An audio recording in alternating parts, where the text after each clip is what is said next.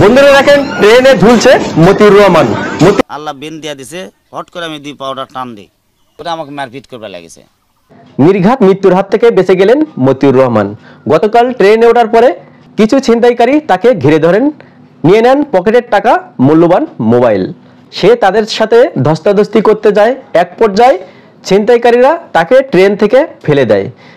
আপ্রাণ চেষ্টা করেন ট্রেনের হাতল ধরে বাঁচার মতিউর রহমান।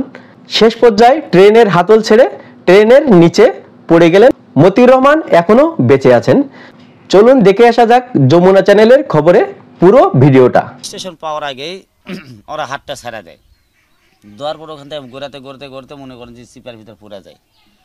যাওয়ার পর লোকজন বলে যে ওকে শিয়া পর, শিয়া না পড়লে বাঁচবে না। যখন আমি ঢুকাই যায়, শোন আমার ঠ্যাং অলরেডি এদিক করে ছিল, সে ঠ্যাংটা ঢুকা চলে যায় এইদিকে, মানে রেলের ভিতর কাটা পড়বেই। আল্লাহর কি বেন, আমার আল্লাহ বেন দিয়া দিছে, হট করে আমি দুই পাউডার টান দিই, জড়াইছি আমি, জোরে আমি ওখানে শিয়া পড়ছি মানে ইনকে উপরে শিয়া পড়ছে। আমার এই পিঠে হাসল লাগছে, খালি খালি পাও দানি হাসল লাগছে, খালি পাও দানি মানে ব্যারি খাইছে, খালি ব্যারি খাইছে। মানে আমি ছিলাম একে সামনেকার বগিত, তো সামনেকার দ্বিতীয়কার বগিত ছিলাম। তো গাড়িটা তো গোটাগুটি রেল স্টেশনে মাথা পর্যন্ত যাইতে হবে, গেলে তো স্টপিক দিবে। তো ওই যতক্ষণ ওরা না গেছে ততক্ষণ পর্যন্ত আমার এই পিঠে খালি ব্যারিয়ে লাগছে, ট্রেনের পাউদানি ব্যারি লাগছে, তারপর ট্রেনের যে একটা ইয়া থাকে না, ওটার ব্যারি লাগছে। কত তো সেন নাই, কোনটা ব্যারি লাগবে, কোনটা কি হবে। আর ওরা ভিতরে দরজার ব্যারি দিছে, এলা গেটের দরজার ব্যারি দিছে।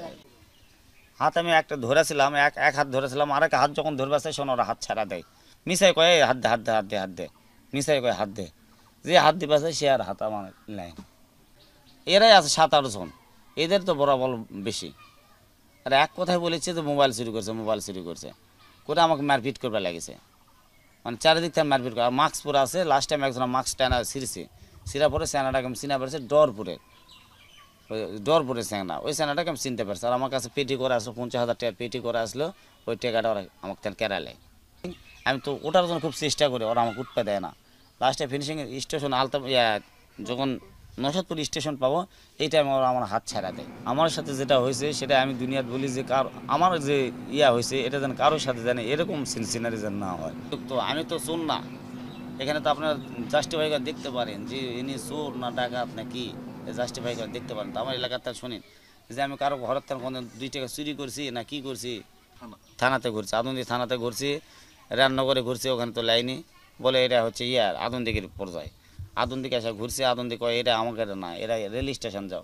আবার সে রেল স্টেশন যায়, রেল স্টেশন কয় আমরা নিতে পারবো না, এরা আদন্দিকে যান। আবার সে আদন্দিকে আসে, হ্যাঁ জিআইপি আদন্দিকে আবার আসে, আদন্দিকেও লাই না।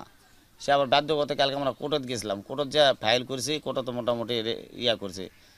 শান্তার জিআইপি কালকে গিয়ে মামলাটা নিছে, উনি ঘোরার পর কালকে গিয়ে মামলাটা নিছে, করছে আমরা দেখে শুনে এটা কি করা যায়, তারপর আমরা মামলা নিব, সমস্যা নেই। এই ব্যক্তি আমরা জানি যে উনি বেঁচে আছেন এবং উনি সশরীরেই আসছিলেন। আমার এখানে আসে অভিযোগ পেলে আমরা অভিযোগের ভিত্তিতে আমরা নিয়মিত মামলা রুজু করি। বন্ধুরা ভেবেছিলাম মতিউর রহমান আর নাই, তবে মতিউর রহমানকে মহান আল্লাহ বাঁচিয়ে রেখেছেন। সবাই শুকরিয়া জানাই মহান আল্লাহর দরবারে। তো এমন ভিডিও পেতে চ্যানেলে যারা নতুন অবশ্যই চ্যানেলটি সাবস্ক্রাইব করে সাথে থাকবেন, বেল আইকন বাজিয়ে দেবেন। ধন্যবাদ সকলকে।